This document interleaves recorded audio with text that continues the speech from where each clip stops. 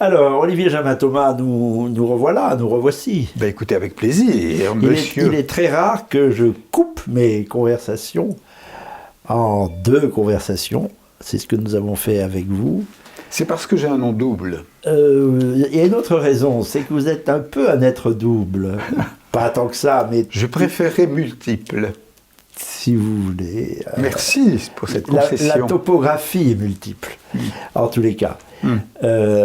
J'ai hésité à commencer de faire la première émission sur, ça serait venu à l'esprit de tout le monde, sur votre vie d'écrivain, d'amis d'écrivain, de producteur à France Culture, de militant politique, fondateur, cofondateur ou à l'origine de la Fondation Charles de Gaulle et de deux revues. L'Appel, qui était une revue assez prestigieuse dans les années 70 et 80, réunissant de belles plumes, des gaullistes de gauche, et puis la revue de l'Institut Charles de Gaulle, qui s'appelle L'Espoir. Bien. Mais il y a aussi un autre aspect chez vous, c'est le voyageur. L'attrait de l'Inde, c'est le titre d'un de vos livres, L'Appel de l'Inde, je crois. La tentation des Indes. C'est un petit clin d'œil à Malraux aussi. C'est beaucoup mieux, La tentation des Indes. Et puis, votre prurite de voyage, de Byblos, on peut dire, puisqu'il y a un livre consacré à Byblos, jusqu'à l'Extrême-Orient, le Japon, la traversée de l'Atlantique, et puis la traversée des États-Unis, et on finit la boucle Mont Athos. Et ça, ce fut le sujet de notre première conversation. J'ai préféré faire ça dans ce sens, parce que quand il s'agit de parler de la France avec l'amour qui est le vôtre pour ce pays, il n'est pas mauvais d'avoir le regard extérieur, c'est-à-dire le regard éclairé, aiguisé par une très bonne connaissance des autres civilisations, pas de toutes les civilisations, mais en l'occurrence des civilisations asiatiques que vous avez beaucoup fouillées en allant aux profondeurs pour faire ce qu'André Malraux, que vous avez bien connu, appelait le dialogue des racines, racine contre racine, avec l'idée que dans la superficialité, les civilisations ne se rencontrent pas, mais au fond des choses, elles finissent par retrouver des points communs, des figures communes. Et vous nous avez parlé, par exemple, du traducteur de Malraux en japonais, Tadao Takemoto, qui avait une très belle image, j'espère qu'on ne se répète pas, qui comparait les samouraïs aux chevaliers du Moyen-Âge français, et qui avait... Ça a été le titre d'un de ses livres, d'ailleurs. Oui. Les deux chevaleries. Les deux chevaleries. Oui. Qui mouraient debout, et qui étaient d'ailleurs enterrés debout. Enfin, les chevaliers, la sépulture des chevaliers au Japon, en France, est fréquemment debout. Voilà le dialogue racine contre racine. Et c'est en tous les cas ce regard extérieur qui, je crois, éclaire mieux le regard que vous avez pu avoir aussi, et d'abord, on pourrait dire, sur la France, sa culture, peut-être son destin. Je ne rappelle pas que vous êtes né à Brive, que vous avez fait des études à Paris, y compris de philosophie, enfin surtout de philosophie, et que vous avez assez tôt milité dans les rangs, on ne peut pas dire dans les rangs, dans le sillage du gaullisme, au point de rencontrer celui qui fut l'un de vos initiateurs, je crois, André Malraux. Je viens de prononcer son nom. Parlons un petit peu de Malraux. Vous l'avez rencontré jusqu'à Verrières-le-Buisson, je crois. Il vous a reçu à Verrières-le-Buisson. Je l'ai rencontré pratiquement jusqu'à la fin, puisqu'il était président de l'Institut Charles de Gaulle, devenu Fondation Charles de Gaulle. Et donc les réunions publiques qu'on faisait rue de Solferino, qui est le siège de cette honorable fondation, se lui cassait des pieds.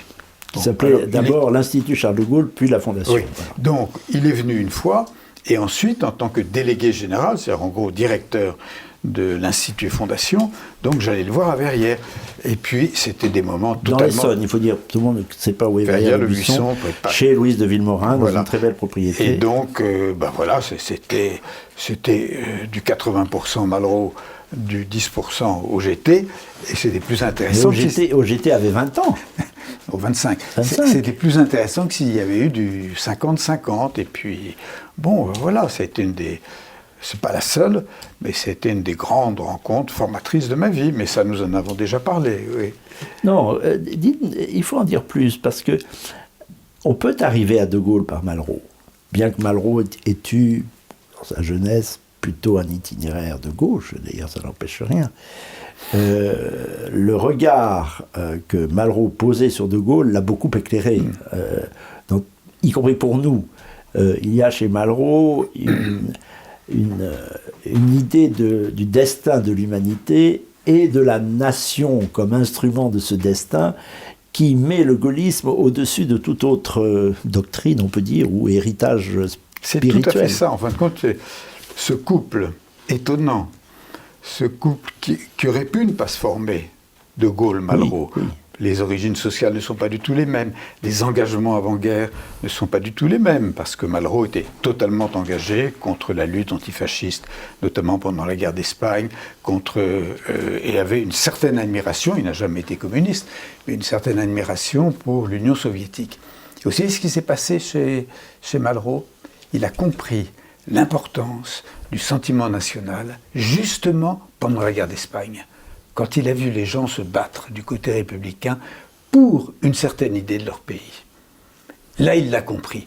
Donc lui qui était plutôt internationaliste, au début, il l'a compris. Puis ensuite, il y a eu cette fameuse rencontre, en 1944, avec De Gaulle, et ces deux hommes se sont trouvés tout de suite. Alors la question, pourquoi ? Elle est simple.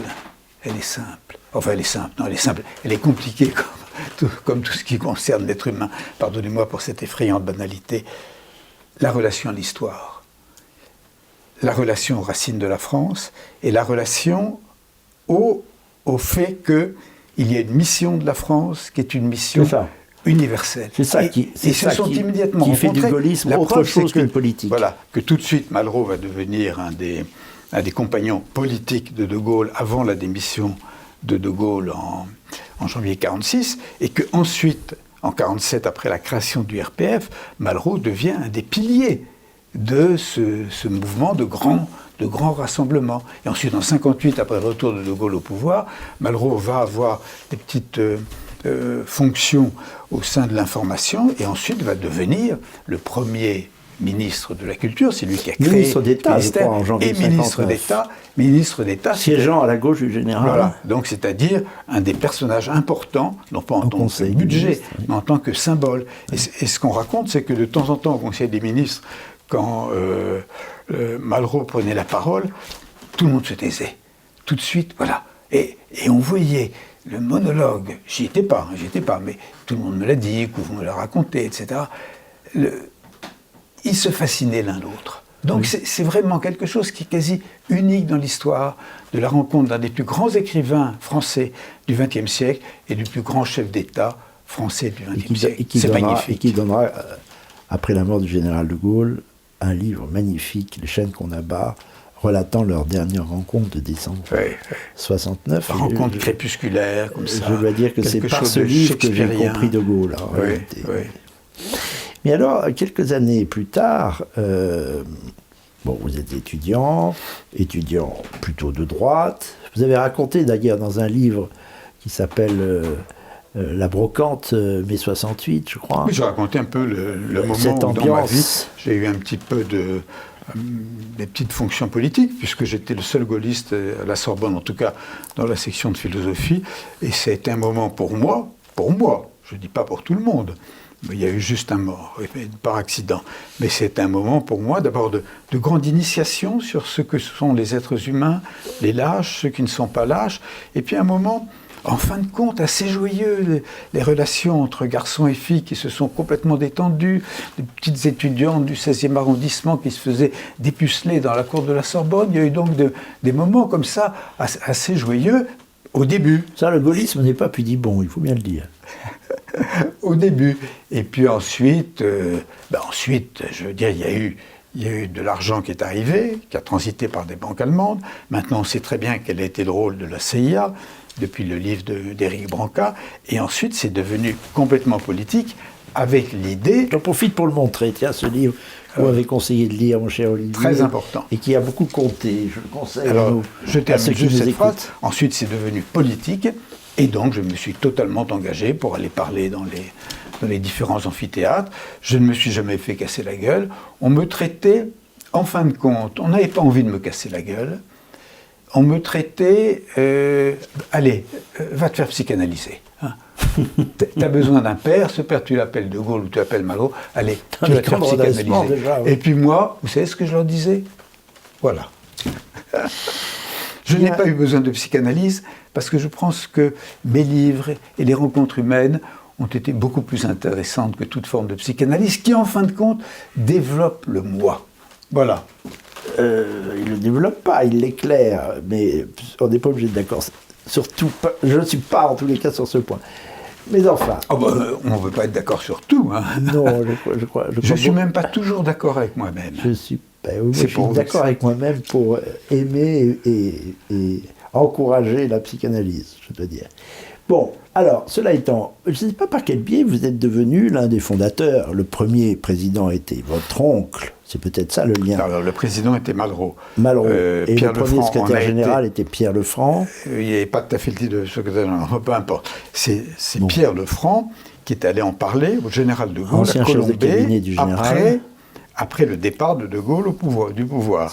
Et donc c'est créé effectivement cet institut dont j'ai été le premier responsable. Voilà. Et ça a été un moment très intéressant pour moi, qui n'a pas été très long. En tous les cas, vous devenez l'un des premiers responsables de cet institut Charles de Gaulle, là, ça c'est vrai. Fondation Charles de Gaulle. Et il y a quelque chose, une grande dimension que l'on doit à plusieurs personnages que l'on peut citer, par exemple Michel Cazenave ou d'autres, une dimension qui restitue, c'est là où je veux en venir, le gaullisme dans sa dimension métapolitique. Celle justement qui a éclairé Malraux. Qui était le premier président de la Fondation Institut. Vous recueillez à l'Institut Charles de Gaulle, 5 rue de Solferino, qui avait été le siège de son secrétariat pendant la traversée du désert, de nombreux témoignages d'étrangers qui veulent créer des partis gaullistes. Nous avions créé, avec un ami, nous avions créé une internationale gaulliste. C'est ce que je veux dire. Voilà, mais comme on avait extrêmement peu de moyens, et qu'en fin de compte, on s'est rendu compte que chacun avait une problématique qui était celle de son propre pays, malheureusement, ce projet, qui était un beau projet, ne s'est pas développé. Un peu mis en scène par Dominique Deroux, par exemple. De loin. Mais c'était aussi, puisque vous le citez, ça a été aussi une rencontre importante de ma vie. Ah oui, parce que c'était la poésie faite homme, c'était la fantaisie, et c'était un très très grand éditeur. Hein. Éditeur c'est lui qui a un peu relancé Bernanos, éditeur d'Ezra Pound, éditeur de Jean de Gauche, etc. Donc avec Lerne de son époque, un extraordinaire éditeur, qui ensuite c'est son fils Pierre-Guillaume Deroux qui a repris le flambeau. Rendons hommage à notre ami commun, hélas disparu très jeune, Pierre-Guillaume qui a eu un courage extraordinaire et qui n'était pas celui que la presse a essayé de décrire. C'était aussi un grand immense ouverture. Grand éditeur. Oui. Alors, j'en reviens à ces années-là. Vous prenez l'habitude de rencontrer des écrivains. Ça ne se fait pas si aisément. Comment avez-vous rencontré Jean Grosjean, Gustave Thibon? J'ai rencontré Julien Gracq. Julien Gracq, je l'ai rencontré avec Dominique Deroux et, dans le cadre de Lerne. Alors ensuite, j'ai eu la responsabilité d'une émission en France Culture où j'avais la liberté totale d'inviter qui je voulais. Et ensuite, j'ai même eu des responsabilités pour faire des portraits de la télévision et on m'a donné aussi la liberté de faire ce que je voulais. Et je peux vous dire qu'à France Culture, faire venir quelqu'un comme Gustave Thibon en France Culture, c'était pas tout à fait dans l'air du temps. Ça ne se ferait plus aujourd'hui, rassurez-vous. Faire venir Pierre Boutan à plusieurs reprises. Plus personne à droite sur France Culture. Mais j'ai acquis là-bas, je ne sais pas comment, peut-être qu'il faut remercier là-haut, j'ai acquis une liberté qui m'a permis de valoriser justement, à la fois à la radio et à la télévision, des êtres de cette dimension. Quand entrez-vous à France Culture ? Dans ces années-là, très jeune. Je ne sais plus, j'ai plus les années. Vous étiez très jeune déjà. J'ai plutôt envie, c'était au retour d'un voyage en Inde, j'allais me marier, donc il fallait que je sois un peu stable. Et oui, j'ai plutôt envie de la route devant moi. C'est pour ça que je suis un peu gêné parfois avec ces questions sur le passé. Si vous voulez raconter votre vie, cher Olivier Jean Thomas, que la règle de l'émission, il faut aussi je peux regarder dans le rétroviseur. Je peux raconter ma vie future, voilà. Si vous voulez. Alors, vous êtes candidat pour une 3e émission, si je comprends bien. Très bien. Candidat posthume. Alors, parlons de ces personnages. Il y a eu Pierre Boutan aussi, que vous rencontrez dans ces périodes-là. Pierre Boutan. Monarchiste ou royaliste, il faut dire, plutôt affirmé. Royaliste. Lui aussi un peu... Vous ne l'avez pas invité sur France Culture quand même, Pierre Boutan. Oui, mais si. Autant où France Culture me suis donné toute avait l'esprit d'ouverture, comme on dit maintenant. Alors, ma rencontre avec Pierre Boutan est assez amusante. Je crois que c'est dans le cadre d'une revue qui s'appelle Royaliste. Et je fais un discours, j'étais peut-être un peu fatigué ce jour-là. Je fais un discours qui, je dois le reconnaître, est un peu mou. Et à ce moment-là, Pierre Boutan, qui était une espèce de colosse, forte gueule, génial du point de vue métaphysique, absolument génial, ayant tout lu. C'était un poète surtout. Enfin, il a beaucoup écrit sur la poésie. Oui. Et surtout, c'était un très très grand métaphysicien avec l'ontologie du secret. Et alors à ce moment-là, Pierre Boutan se lève, tape du poing sur la table et dit « J'ai rarement entendu de telles sottises, etc. » Et moi, à ce moment-là, ça me réveille. Et je me mets à dire « Et vous, j'ai jamais entendu des propos de droite à ce point-là. » Alors on s'engueule comme ça. Public. En public, et la salle est enthousiaste. Allez-y, allez-y. Et puis on est devenus amis. Les salles adorent. On est devenus amis parce qu'il y avait comme ça le goût du combat, le goût de s'affirmer avec des idées communes, avec des oppositions. Un beau jour, je me souviens, on déjeunait ensemble près de sa maison de Colobrières, dans le Massif des Morts. Il me fait une descente en flammes de Bernanos, sous prétexte que Bernanos avait quitté l'Action française et que parfois Boutan était comme ça, étroit, Action française, Action française, Boutan Action française. Attendez, je termine ma phrase quand même. Et il veut me descendre Bernanos. Alors moi, je fais un éloge complet de Bernanos. À nouveau, on s'engueule, on boit, on s'engueule. C'était ça, nos rapports. C'est-à-dire des rapports sincères, amicaux sur le fond, mais avec quand même un coup de couteau. Pas tant conformiste que ça, puisque Pierre Boutan était une des grandes figures de l'Action française qui a approuvé le général de Gaulle, ou à tout le moins l'a rejoint sur sa politique algérienne, au point de créer une revue qui a été un peu dissidente par rapport à l'Action française. C'était malgré tout un esprit très indépendant par rapport au dogme. Alors il a fini par comprendre, il n'a pas du tout été gaulliste pendant la guerre. Mais je parle des années 60. Oui, il a fini par comprendre, après la guerre d'Algérie, la grandeur de De Gaulle, et il y a vu, lui, de son point de vue, et il n'avait pas tort d'ailleurs, une sorte de filiation avec la grande politique étrangère de la monarchie. Et puis, il faut dire aussi que De Gaulle se conduisait de temps en temps comme un peu comme un monarque républicain qui a respecté du début jusqu'à la fin les institutions et ce que disait le peuple, mais il y avait quand même dans sa dignité, sa manière d'être au-dessus des choses et de représenter la France et de dire parfois à quelqu'un « Écoutez, monsieur, ça fait 2000 ans que je vous dis ça. » Donc voilà, on disait « Il est fou, il se prend pour la France. » Non, il a été, je parle de la Ve République, pendant 10 ans, il a été la France. Voilà. Ce qui n'est plus du tout le cas des chefs. Vous êtes de ceux qui, comme notre ami Philippe de Saint-Robert, qui en a témoigné dans plusieurs de ses ouvrages, pensaient qu'il y avait des connivences telles entre De Gaulle et le comte de Paris que De Gaulle l'a songé à en faire son successeur. Alors c'est une affaire extrêmement compliquée. Mais intéressante. Tout le monde n'est pas d'accord.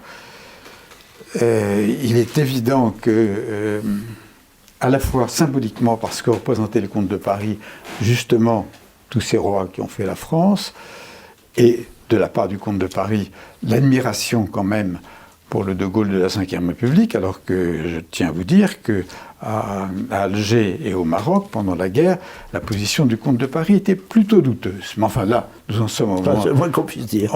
Nous en sommes au moment de la Ve République. Cela dit, cher Paul-Marie Couteau, à partir du moment où, en 1962, De Gaulle instaure l'élection du président de la République au suffrage universel direct, vous voyez un roi se soumettre au suffrage universel direct. C'est ce que souhaitait le général. Non, c'est le contraire de la monarchie. Je pense que ce que vous dites est peut-être un tout petit peu valable avant, mais à partir du moment de 62, un roi ne peut pas se faire élire. D'ailleurs, leur relation s'estompe à partir de 62, ce qui vous donne raison. Un peu plus tard, oui. Et le comte de Paris finira par fermer son bureau politique, d'ailleurs, en finissant par clore ce chapitre. Bon, mais ça, c'est un autre regard, encore une fois, sur le général de Gaulle, que l'Institut Charles de Gaulle, aujourd'hui Fondation Charles de Gaulle, a beaucoup illustré. Vous êtes, je pense, très fier de ce que vous avez fait rue de Solferino, parce que l'héritage du général de Gaulle a été assez magnifié, amplifié, dans toute sa dimension politique, métapolitique et internationale par cet institut. Oui, enfin, c'est-à-dire que nous avons installé nous avons fait des relations étroites avec des universités américaines, des universités libanaises. Je suis allé m'occuper aussi un petit peu de l'anniversaire, je suis allé à Phnom Penh, m'occuper en partie un petit peu de l'anniversaire du discours de Phnom Penh. Oui, mais nous sommes dans le passé, nous étions en train d'essayer de montrer ce qu'était la grandeur de Gaulle, que les Français ne comprenaient pas forcément tout le temps, et maintenant il y en a de plus en plus qui se réfèrent à De Gaulle, pratiquement tous les jours. Oui. À la radio et à la télévision, on entend citer De Gaulle. Mais même à l'étranger. On a envie de leur dire, dites donc, il serait temps.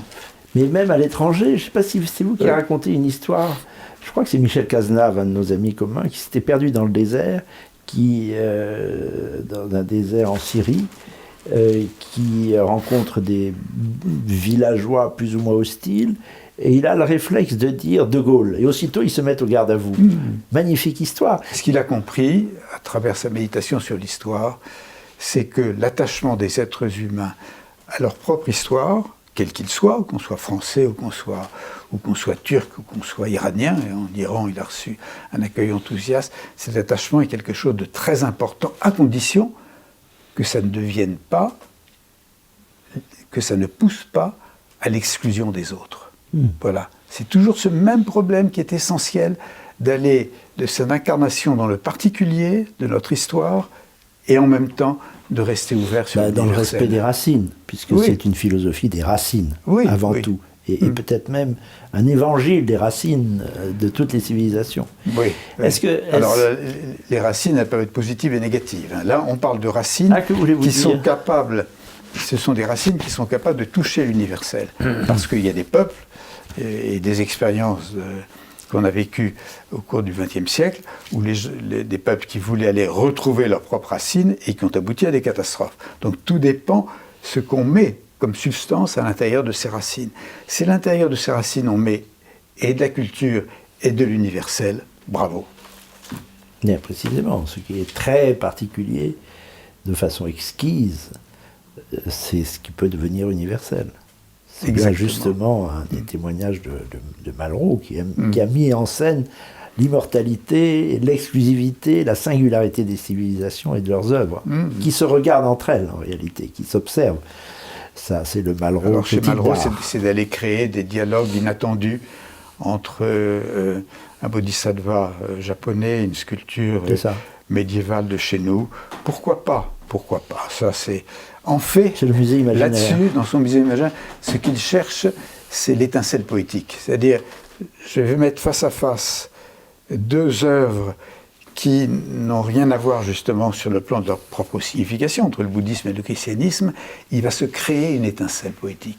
Et ça, c'est l'immense partie de son œuvre, la deuxième partie, la première partie étant ses romans, la deuxième partie étant cette interrogation poético-métaphysique sur l'art, et la troisième étant ce livre extraordinaire que sont les Miroirs des Limbes, les Miroirs des Limbes, qui comportent les anti-mémoires. Les gens s'en mêlent un peu les pieds à cause de Malraux, parce qu'il a fini par changer de titre et par s'en mêler. Mais, oui, enfin, on fait des recueils qui simplifient un peu. On fait, aussi bien dans ses propos que dans l'organisation de ses livres, Malraux, il est un peu pour nous déstabiliser, ce qui n'est pas forcément une mauvaise chose.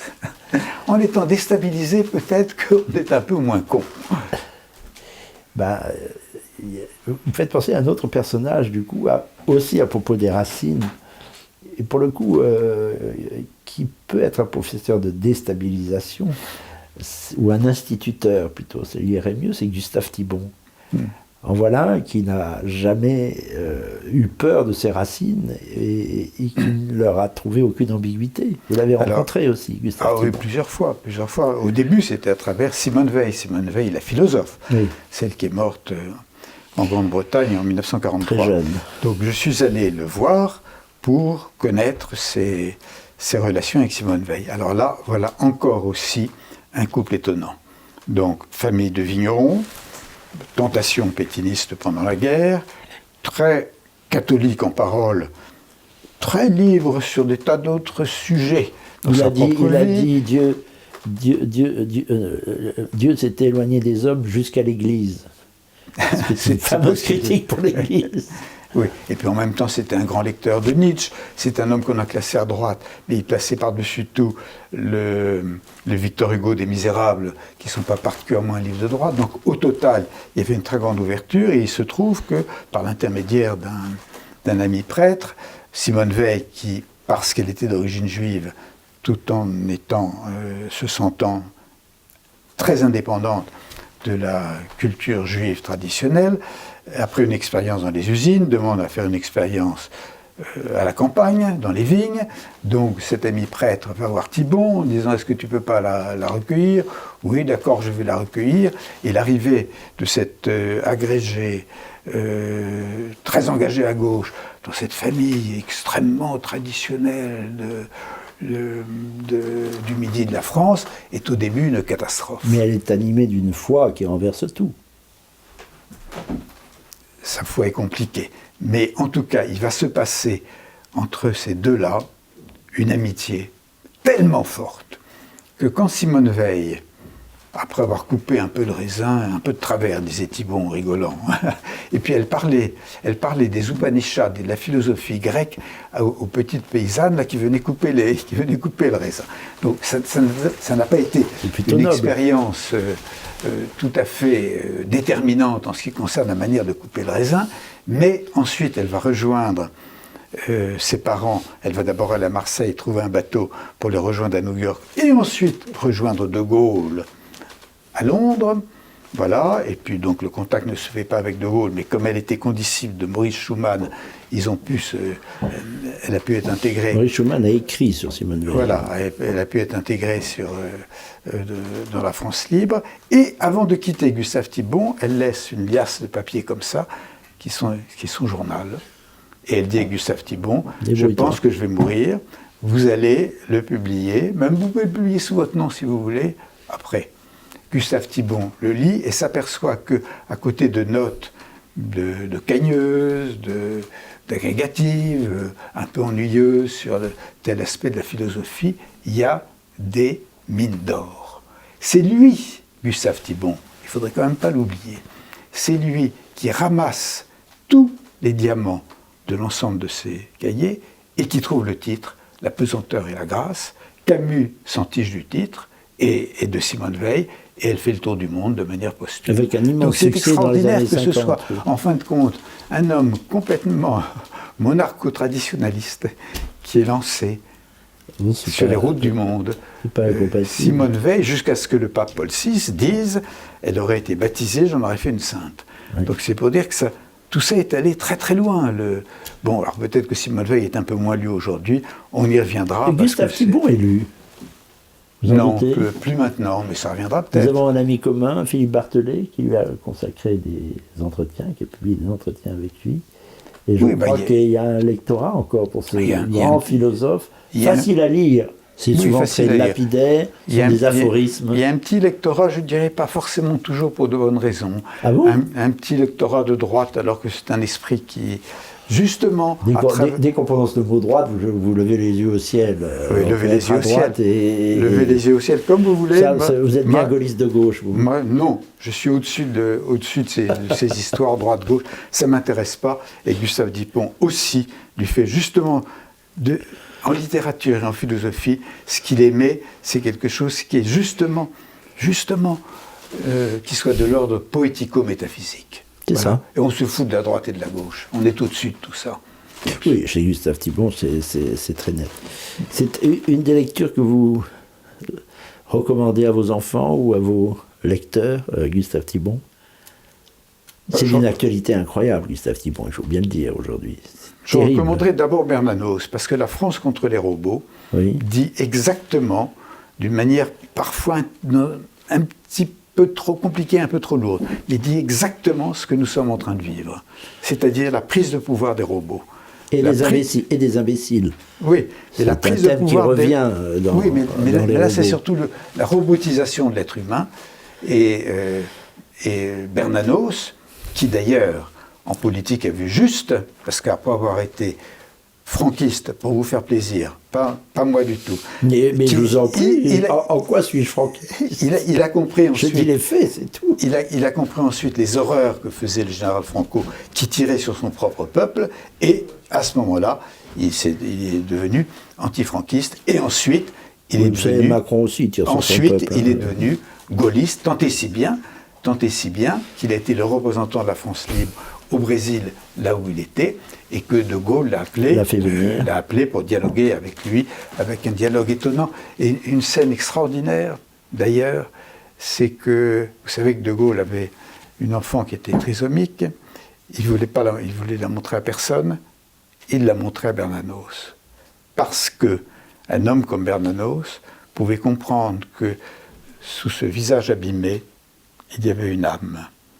Et que les autres n'auraient pas compris cette chose-là. Et que lui, du fait qu'il était quand même un grand mystique, grand chrétien. Lui, grand chrétien, lui le comprenait. Il avait aussi d'ailleurs une affinité pour Pierre-Jean Jouve, qui est un peu oublié aujourd'hui, qui est un très très grand poète, qui avait écrit d'ailleurs pendant la guerre un des premiers textes sur De Gaulle, et De Gaulle a toujours entretenu une correspondance extrêmement intéressante avec Pierre-Jean Jouve, avec une lettre très peu de temps avant la mort de De Gaulle, détaché de tout, je le suis, moins que jamais, de vous.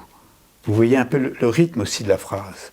Et c'est magnifique d'envoyer ça quelques jours avant sa mort à ce grand poète qui est Pierre-Jean Jouve. Et n'oublions pas Mauriac aussi.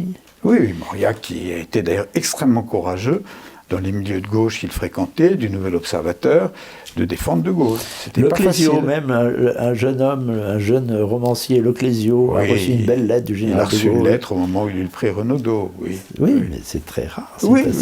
Non, mais c'est un grand... Je dis ça parce que... c'est un grand lecteur. Je reviens toujours à la même idée, et vous l'illustrez beaucoup. On va venir justement à une illustration très nette, qui est présente dans le dernier livre. De Gaulle représente beaucoup plus qu'une politique pour la France. Il est un symbole d'une sorte de pérennité, un côté insubmersible de la culture humaine et de la vitalité des civilisations. Et on en voit des échos, même inconscients chez le gaulliste que vous êtes, dans votre dernier livre, quand vous parcourez. Alors, ça commence... On l'a déjà dit dans notre précédente conversation, ça commence au Japon, puis vous prenez un bateau de Chine, vous traversez l'Atlantique, Los Angeles, et vous traversez les États-Unis, et avec avec des épisodes rocambolesques sur lesquels on ne reviendra pas. Ouais. Mais vous consacrez pas mal de temps, et ça c'est le gaulliste qui parle, et l'amateur de Racine, à la cause indienne. Elle vous frappe. Alors je la découvre. Des Amérindiens. Ça aussi, c'est du gaullisme. Aller chercher les cultures aussi insubmersibles que possible des peuples les plus anciens. C'est quelque chose d'universel. C'est-à-dire que, ayant consacré beaucoup de temps dans ma vie à l'Asie, y ayant vécu, ayant consacré plusieurs livres, là, il se trouvait que pour clore ce qui a été ma grande aventure, c'est-à-dire le tour du monde, la totalité du tour du monde par voie terrestre et maritime, mon dernier tiers, c'était d'aller du Japon jusqu'au Mont Athos par voie terrestre et maritime. Enfin, en tout cas, au moins jusqu'en France par voie terrestre. Au pied du Mont Athos, vous avez dit. Oui, en face du Mont Athos, parce que je n'ai pas eu le droit d'y entrer. Mais comme j'étais allé 10 ans auparavant, le fait de le voir chaque soir dans le doigt médian de la calcidique, de le voir chaque soir, c'est une idée d'ailleurs que j'ai découvert là-bas. Comment vivre de l'extérieur, comment vivre de l'intérieur. Ce que l'on voit de l'extérieur. De l'extérieur, oui.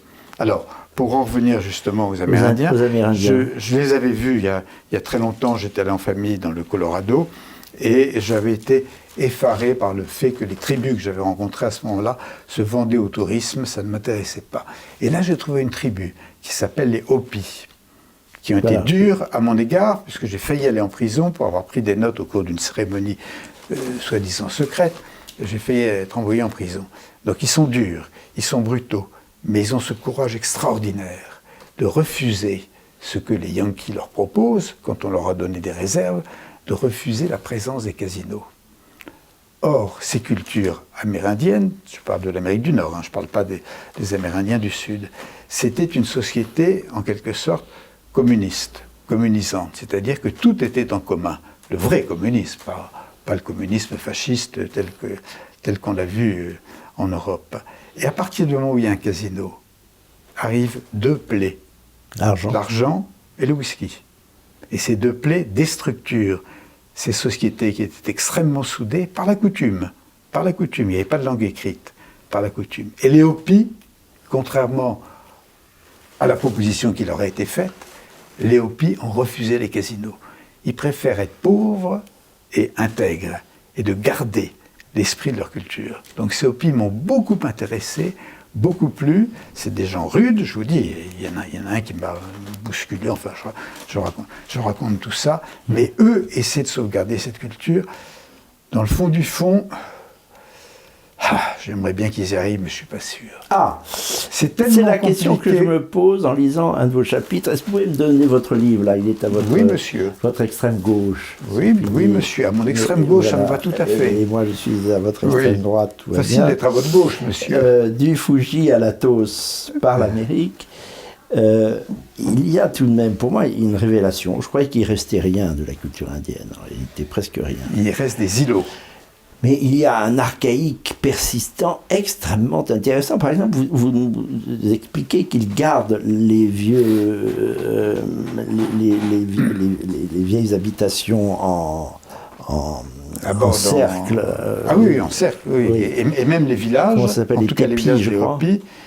Les villages des Hopis sont, en tout cas le village où il y avait cette fameuse Shmopovi, cette fameuse danse des femmes, à laquelle j'ai assisté au début jusqu'à ce qu'on m'en exclue, c'était des sortes de quadrilatères, et la vie se faisait entre les murs des maisons, au milieu. Oui. C'est très intelligent. Et je dis ça pour les architectes, c'est très intelligent comme architecture, parce que justement, on est protégé de l'extérieur, et ça donne une vie communautaire tout à fait exceptionnelle. Et vous dites aussi que l'été, il fait moins chaud, et que l'hiver, il fait moins froid. Oui. C'est tout à fait adapté, mais c'est adapté à tous les pays. On pourrait refaire des villes comme ça, ou en cercle, ou en quadrilatère. Alors, c'est peut-être le passage qui m'a le plus surpris chez vous, parce que c'est neuf, cette fois vous n'êtes pas en Asie, c'est votre traversée des États-Unis. Alors là, vous allez partout. Vous avez ce don de voyager absolument sans peur et sans reproche. À Los Angeles, vous vous perdez dans un quartier espagnol qui n'a rien de folklorique, d'espagnol pauvre. Vous allez dans un bar, comme ça, vous êtes absolument le seul non-espagnol. Au début, ils ont voulu me chasser, ensuite je commande une tequila. Vous avez un courage fou, d'ailleurs, parce que c'est un petit peu chelou. Avoir un blanc, parce que le blanc, c'est effectivement le colonisateur, ils mettent sûrement un peu de piment dans la tequila, et le voyageur doit boire cul sec, et je peux vous dire que j'ai failli m'effondrer, jusqu'à ce que je leur dise... Et vous dites quoi? Je suis français. Je suis français. Alors, tout le café vient autour de moi, et dit, alors, qu'est-ce que vous voulez? Vous voulez de la drogue? Vous voulez une petite femme? Non, monsieur, non. Vous voulez une seconde tequila? Non, monsieur, on me la sert. Vous voulez quoi? Vous voulez quoi? Alors, dites-moi un peu, pourquoi Notre-Dame a brûlé? Parce qu'ils sont catholiques. Oui. Dites-moi aussi, c'est facile d'aller travailler là-bas? Vous pouvez nous inviter en France? Donc, vous avez le courage encore de partir? Je vais repartir en Inde, oui, marcher en Inde, oui. Marcher? Mais qu'est-ce que ça veut dire, marcher? Vous descendez du train, vous y allez en avion? Oui, là j'y vais en avion. Bon. Ensuite je prends des trains. Toujours seul? Non, là j'y vais avec mon fils et un petit-fils. Oui. Je pratique ce que je dis dans ce livre, la philosophie par les pieds.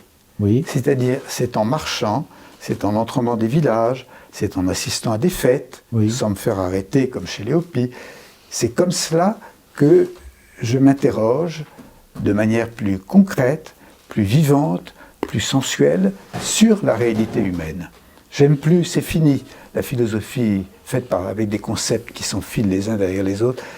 Ça me tombe des mains maintenant. Ce que j'aime, c'est la philosophie vivante, et je la trouve justement dans la marche. Il y a encore des grands écrivains voyageurs comme vous? Oh ben il y en a, oui, oui, sûrement. Oui, oui, bien sûr, c'est une vieille tradition, pardon. Ah oui, c'est une Je très, reprends très la vieille phrase. tradition. C'est une vieille tradition, en tout cas chez les anglo-saxons, oui. Il y a un jeune écrivain voyageur qui remporte beaucoup de succès en ce moment. Oui, Sylvain. Sylvain Tesson, oui. Tesson. Oui, Je voulais oui. que vous prononciez son nom. Oui, vous bah, le ça y est, lisez, c'est vous fait. le connaissez? Oui, oui, oui. Vous voulez que je le répète 10 fois, c'est ça? Non, non, non. Non, mais on n'a pas parlé de Sylvain Tesson. il a beaucoup d'audace, C'est d'ailleurs. un de vos successeurs, on peut dire? Non, non, non. Il a sa voix, j'ai la mienne. Non, il n'y a pas de lignée, il n'y a pas d'école. C'est pas une école. Hein. C'est, pour moi, le voyage, C'est la fantaisie. le récit de voyage permet de faire entrer presque tous les éléments. On le fait bien ou mal, hein, ça c'est pas à moi de le dire, ça sera aux générations futures de le dire. Tous les éléments qui peuvent constituer la littérature. Il y a le récit lui-même, j'ai vu un tel, j'ai fait ceci, j'ai traversé tel canyon, je me suis promené dans Hollywood Boulevard, à Los Angeles, je suis allé à Charleston, je suis allé à Nouvelle-Orléans, j'ai vu un tel, un tel, un tel, il y a ça. Il y a des rencontres imaginaires. Je me donne le droit de créer des personnages ou des personnages qui sont morts. C'est l'aspect romanesque. Comme Georgia O'Keeffe, qui est morte il y a des années. Que vous rencontrez. Que je la rencontre, j'ai un dialogue avec elle, et je sais bien que c'est elle, tellement elle a un mauvais caractère. Et j'aimais bien, justement, son mauvais caractère. De temps en temps, des éléments un peu de cette fameuse philosophie par les pieds, cette petite étincelle pour parler un peu d'éléments, pardonnez-moi du peu, mais enfin voilà, quelle est leur conception de la mort, quelle est la conception de l'amour dans ces cultures que je traverse, et puis aussi parfois des petits éléments poétiques, voilà. Le livre de voyage permet, justement, comme dans des orchestres très variés, de faire entrer plusieurs instruments. Et c'est ça qui me plaît. Oui, je vois que vous êtes inlassablement curieux de tout cela, et heureux.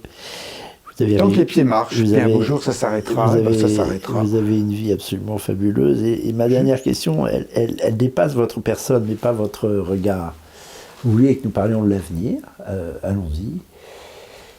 Pardon pour la brutalité, l'avenir de la France, je veux dire l'avenir de la culture française, l'avenir des écrivains français, l'avenir de la langue française que vous aimez tant, l'avenir de France Culture, l'avenir de la transmission culturelle, l'avenir de l'image de la France dans le monde, l'avenir du gaullisme comme symbole des peuples insubmersibles qui, quoi qu'il arrive, quelles que soient les contrariétés de l'histoire, au pire jour du 18 juin, quand le pays est mort, il se redresse, il ne meurt pas. Cette conception-là qui s'attache à la France, quel est son avenir? C'est mal parti, mais j'y crois parce que je suis profondément de culture chrétienne, même si mes doutes sont extrêmement grands. Je crois en l'espérance, la foi et la charité également. Donc je crois, j'essaie de pratiquer cette espérance. J'imagine que c'est pas possible qu'après 15 siècles d'une telle existence, de telle force qu'on a pu représenter à travers le monde, c'est pas possible que ça s'affaisse, mais c'est pas possible que ça disparaisse, mais c'est en train de s'affaisser. Et le drame, Paul-Marie, le drame c'est l'école. Tout devrait être misé sur l'école. C'est à l'école qu'on pourrait apprendre l'histoire d'une manière chronologique, ce qui n'a pas été le cas pendant toute une génération. On a abandonné la chronologie. C'est à l'école qu'on peut faire aimer la littérature française, et on l'a fait par thématique et non plus de manière chronologique. Et c'est à l'école qu'on peut faire aimer la langue, les sonorités de la langue, le par-cœur, si important le par-cœur. Imaginez que des générations précédentes avaient des milliers de pages de littérature dans la tête. Donc ensuite, quand ils prenaient une plume, la plume travaillait toute seule. Elle travaillait, c'était la mémoire, c'était l'amour de ce qu'on a lu qui faisait que la plume travaillait toute seule. Alors ensuite, tout le monde n'est pas écrivain, mais à partir du moment où déjà il y a une fluidité qui a été donnée à l'école, et là, en ce moment, c'est catastrophique. Alors, il faut miser, et tant pis si on doit sacrifier certains autres pans, parce qu'effectivement, il n'y a plus d'argent dans les caisses, l'école, les enseignants. Ça a été formidable sous la Troisième République, c'est cet idéalisme des enseignants. tout ça est tombé, ils sont maltraités, ils sont chahutés en classe, les directeurs d'école ne les soutiennent pas, c'est la priorité centrale. Ça va, mon petit topo ? Une chose que je ne devrais peut-être pas dire, te donner mes fonctions. L'école, vous référez à la Troisième République, vous en faites l'alpha et l'oméga de la transmission culturelle, qui est le grand sujet du jour, la transmission culturelle. Mais André Malraux, pour en revenir in fine à lui, s'est signalé un jour, un petit matin pâle, d'avril 1974, convoqué un peu au dernier moment par Jacques Chaban-Delmas, dans le cadre de sa campagne présidentielle. On a vu arriver un Malraux, pas très réveillé, dont on a dit qu'il n'était pas très inspiré, mais qui, je crois, l'était beaucoup. Et il a proposé au candidat Chaban-Delmas de faire une priorité, non pas tant de l'école, mais de la transmission de la civilisation par l'audiovisuel. Je ne sais pas si vous vous souvenez de cet épisode. Je me souviens très bien, puisque je suis allé voir Malraux le lendemain. Vous êtes allé le voir le lendemain ? Je suis allé le voir en lui disant, écoutez, là, ça a été raté. Vous l'avez engueulé ? Oui, enfin engueulé, non, mais sincèrement, on avait des rapports sincères, ça a été raté. Il avait 75 ans. Il faut que vous rétablissiez les choses. Et il l'a rétabli d'une manière en expliquant que les choses étaient plus nuancées. Le fond de l'affaire, c'est Malraux était fasciné par l'importance qu'allait avoir l'audiovisuel sur ce la point, télévision scolaire. Sur ce point, comme sur les autres points, à nouveau, il était prophète. Oui. Il a compris l'importance que ça avait. Mais il y a quelque chose qu'on a oublié. Effectivement, le cours sur la Garonne, vous pouvez le faire avec un film. Et à ce moment-là, le professeur devient un pédagogue. Il est celui qui va éveiller la curiosité et qui va faire poser des questions à la classe. Donc, le professeur n'a pas à perdre son temps pour dire la Garonne prend sa source à tel endroit, elle traverse tel département, ceci et cela. Ça, c'est fait par l'audiovisuel. Et d'ailleurs, aujourd'hui, bon, c'est fait partout avec le... Mais le professeur redevient un vrai pédagogue. Faire goûter la culture aux enfants et aux adolescents et aux plus grands. Mais il a été mal compris là-dessus. Mais très prophétique, comme vous le dites. Regardez aujourd'hui, beaucoup de jeunes de 20 ans, de 25 ans, de 30 ans, ils m'époustouflent, ont une culture encyclopédique. C'est pas du tout passé par l'école, c'est passé par Internet. C'est passé par ce qu'on appelait naguère la télévision ou la radio scolaire. C'est peut-être passé par France Culture, si France Culture était française et s'intéressait à la culture. C'était là, c'est un peu fini, mais je ne veux pas vous taquiner, car vous fûtes longtemps producteur, et moi, quelques années à France Culture, mais moi qu'on peut dire que cette radio pourrait jouer un rôle énorme, elle ne la joue plus. En tous les cas, l'audiovisuel, l'Internet sont de magnifiques voies de transmission et elles sont en train de sauver... Oui, mais ça ne développe pas l'esprit critique. Ah. Parce que l'Internet balance des informations sans esprit critique. Il faut aussi un professeur. Sans recul. Il faut par derrière un professeur qui soit un maître. Oui. C'est-à-dire quelqu'un qui soit capable d'éveiller l'intelligence et de développer le sens critique. Oui. Et à partir du moment... Mais aujourd'hui, qu'est-ce qu'ils font les enseignants ? La vie administrative, la discipline, les rapports avec les parents, si vous avez dit quelque chose de travers sur l'islam, si vous avez dit quelque chose qui ne leur plaît pas, etc. Ils ont ça toute la journée. Ils n'ont pas le temps d'être des vrais pédagogues. Il faut donc une révolution complète, mais complète, de la transmission du savoir dans notre pays, si on veut qu'il y ait encore une chance qu'on puisse dire la France a une mission universelle. Pour finir, votre mot favori et le mot de l'avenir ? Âme. On a oublié l'âme. On a oublié que l'être humain est formé d'un corps, c'est très important, un corps uni à l'âme. Il n'y a pas de séparation entre corps et âme. Mais ce qui, dans la société d'aujourd'hui, dans la société marchande, dans les systèmes de transmission du savoir sur Internet où il y a du bon et du très mauvais, on oublie toujours l'âme. On est doué d'une âme, qu'il y ait Dieu ou pas, c'est un autre problème. On peut très bien avoir une âme sans qu'il y ait forcément une transcendance. Mais nous avons besoin d'une âme. Nous l'avons, mais elle est étouffée. Et tout est là pour l'étouffer. Pourquoi ? Parce que la société marchande dans laquelle nous vivons... Que vous n'épargnez pas dans ce livre Que je n'épargne pas. Sur l'épisode sur les États-Unis. Mais en fait, on a l'impression que les États-Unis sont en train de mourir quand on vous lit, là. Donc, je sais pas ce que je la dis. question est réglée, oui. C'est pas ce que je dis. Mais en fait, l'âme, elle est présente chez chaque être humain, mais tout est fait pour l'étouffer, pour que l'homme, justement, devienne, l'homme, l'être humain, hein, l'humain, devienne exclusivement un consommateur. Tout est organisé pour cela. Et maintenant, ce qu'il faut, c'est la révolution, une révolution spirituelle. Sinon, on est perdu.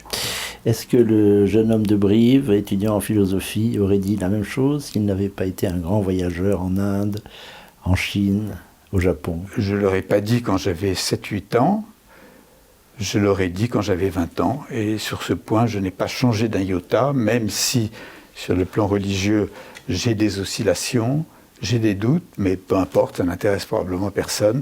L'important, c'est que nous avons, je me répète tellement c'est important, nous avons en nous un trésor qui, en ce moment, par une volonté très bien organisée, des gens veulent l'étouffer, ce trésor, veulent l'enfouir. Allez. Et c'est l'âme. Voilà, allez, on se révolte. D'accord ? Au nom de l'âme. On y va ? Allez, une épée, vite, une épée. La révolte au nom de l'âme des hommes. Ou de l'esprit, si vous voulez. Merci beaucoup, Olivier Germain-Thomas. Merci. Nous avons beaucoup de choses à nous dire encore. Merci, Paul-Marie Couteau, de me donner vos une voyages. double émission, et vous venez de prendre l'engagement de m'en donner une posthume. Et nous allons poursuivre nos lectures. Merci. À bientôt, Olivier. À bientôt.